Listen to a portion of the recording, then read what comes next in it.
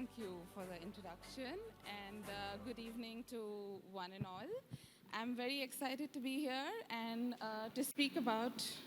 okay, to speak about my work at the World Benchmarking Alliance and more specifically on the food and agriculture benchmark. So before I really go into the details, I want to take a step back to provide you some context about the work we do. So it is estimated that almost 1.2 billion people are projected to be displaced due to the climate crisis by 2050. So we need to act urgently to address this, and businesses have a huge role to play because currently we are in an era where companies are more powerful than countries. So clearly there's a huge responsibility on these businesses, and companies realize this responsibility.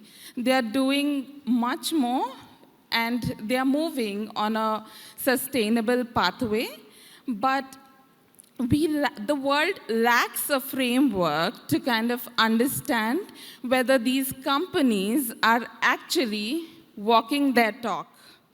There is a lot of data on the progress that companies make on the United Nations Sustainable Development Goals, but this data is very unreliable, it's inconsistent, and it's inadequate. So we need to have a framework to guide these companies on how to report on the data and whether the progress that they make is actually making the desired impact.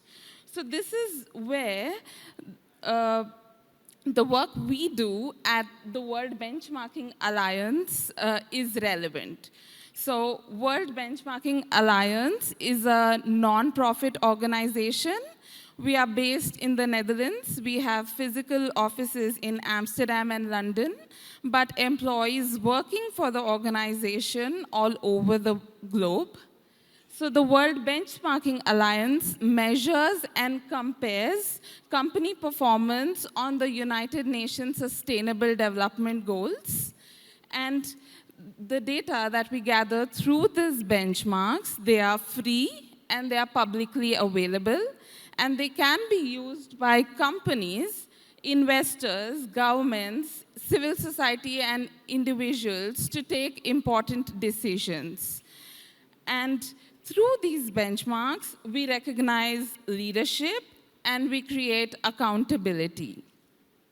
And we realize this impact together with more than 300 allies who have the same goal as us to promote the private sector in achieving the United Nations Sustainable Development Goals. We have translated the SDGs for business. So we have identified at the World Benchmarking Alliance 7 transformations, as you can see on the slide.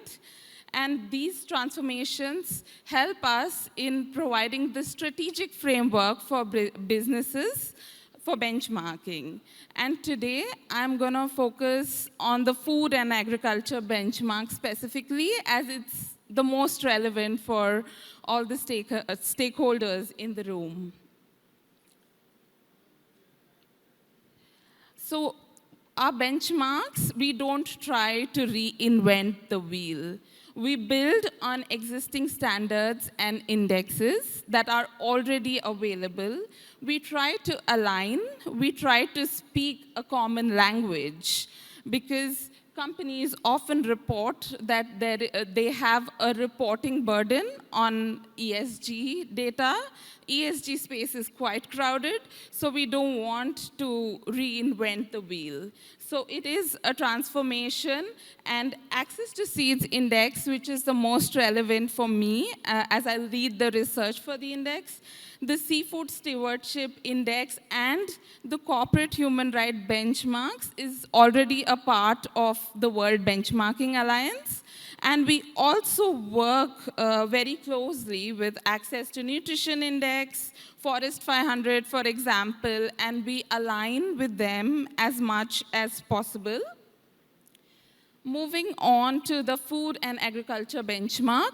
This benchmark assesses 350 world's most influential companies on their contribution to the food system agenda. And these 350 companies are from 41 countries. We look at 6 value chain segments because we think that the transformation is required from farm to fork. And we look at 4 measurement areas: governance and strategy, company contribution on their environment, what companies do for nutrition, and what they do for social inclusion. So we look at 4 measurement areas, and they include 45 indicators. The first assessment of the food and agriculture benchmark was published last year in 2021, and it shows us that businesses can do it, but there is a long way to go. Nearly only 11 companies score above 50%, while most of the other companies score below. And quickly also looking at the Access to Seed Index, which is housed within the World Benchmarking Alliance. The Access to Seeds Index was started to bridge the gap between seed companies and smallholder farmers. We look at companies across Asia and Africa, and in the 2021 Access to Seed Index, we looked at 31 companies, and the benchmark had showed us similar results, that only 9 companies score above 50%, while half of the companies score in the range of 0 to 24. So you can see that East West Seeds has topped the Access to Seed Index, followed by Advanta, Bayer, Mahaiko Grow, and Axon High Veg.